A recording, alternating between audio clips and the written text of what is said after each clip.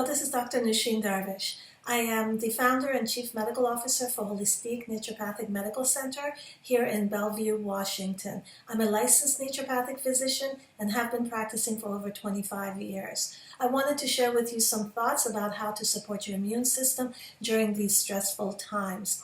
Please make note that anything I say during this video is not intended to be medical advice, nor is it intended to treat or cure any condition or diagnose any condition. So please do seek the advice of your own medical professional to help you with your conditions. In terms of stress, there is external and internal stress that we're constantly exposed to. And our body produces a stress hormone, at least one called cortisol. There are many other stress hormones, but the big one is cortisol that is produced by the adrenal glands that sit right above the kidneys here.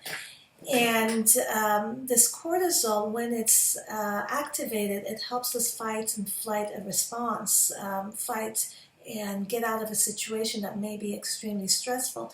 However, long-term cortisol secretion and long-term stress will lead to immune suppression. When cortisol goes up, your immune system function goes down, the white blood cell count goes down, the activity of the white blood cells reduce, and your body is more exposed to not being able to fight invaders such as the COVID-19 virus or any other bacteria or microbe that may be invading your system.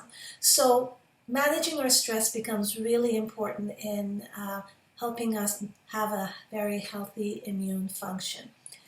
Make sure you're breathing fresh air. Oxygen is vital to the function of our cells. In fact, we do a lot of oxygenation therapies here at Holistic. We do ozone therapies and various oxygen therapies, hyperbaric oxygen, because our cells need oxygen to survive. If we don't have oxygen, we can survive for minutes. We can survive without food for weeks, but not without oxygen. So oxygen is vital to the survival of every cell. And it is really important that we get fresh oxygen in every day. That means taking deep breaths in and breathing out as often as you can, going out for walks in the fresh air to get that fresh oxygen into your cells.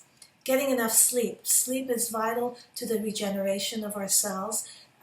During sleep, melatonin is produced, growth factors are produced, which help fight off infections. There's a number of studies now coming out regarding melatonin and its capacity not only to fight cancer, but also its importance in fighting off viruses, specifically COVID-19. So melatonin is a hormone that's naturally produced by our body when we sleep.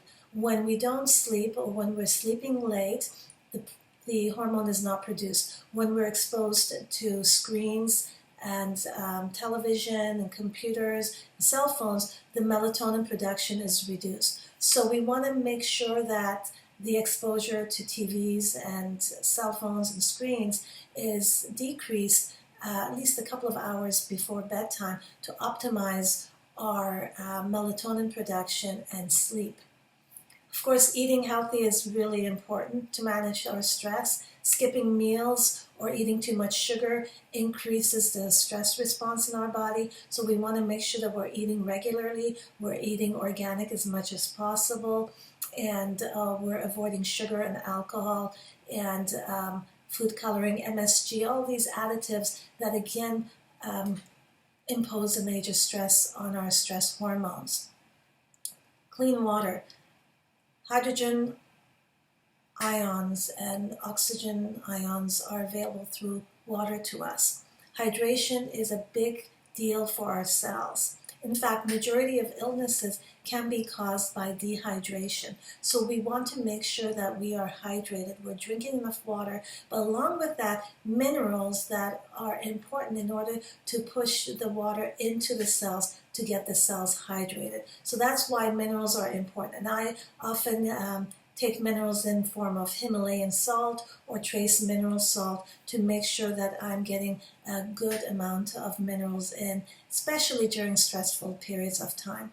Meditation and prayer are huge. I can't express how important meditation and prayer are, because they calm that nervous system, they calm that stress factor in our body, those stress hormones. They put us in the parasympathetic mode, which again is the calming nervous system, versus the sympathetic hormone, or the sympathetic nervous system, which is the more fight or flight stress nervous system. So we want to be in the parasympathetic mode, which is the activation of the nervous system that allows healing and regeneration of the tissues to happen, as well as fighting off infections. That's one of the reasons that our bodies tend to want to sleep more during time when we're fighting an infection. It's because that parasympathetic nervous system wants to be activated to allow the immune response to be activated even more. Meditation also allows us to activate or access the mysteries of the world, the hidden mysteries of the world. And so when we're seeking answers to stressful problems or questions that we may have, it is a great idea to spend some time to pray and meditate and just be in silence to allow the answers to come to us and the wisdom of the universe to come to us. So meditation is highly recommended at these times of stress that we are all experiencing. Social distancing is something that is becoming very stressful for some of us. Social distancing really should be more physical distancing, and we should really be engaged in social relationships over phone or internet, FaceTime, or whatever access that you have. Going for walks is going to be also really important to build that stamina, to increase the oxygenation to our cells, to get that fresh air in. So exercise is really important for mental well-being. I recommend that we do mild to moderate exercise, such as the walking or Tai Chi or yoga, anything that is calming to the nervous system, calming to the cortisol level, activates the parasympathetic, the healing mode, and rejuvenates our cellular and immune response. So these are some thoughts that I practice daily, and I encourage you to practice daily. I also do therapies like IV vitamin C, intravenous vitamin C, and ozone therapy, which again are shown to be activating the immune system, can benefit the immune and stress response in times of stress. So those are some thoughts. I hope this video has been helpful for you, and I look forward to sharing more thoughts at a later time. Keep safe and healthy, and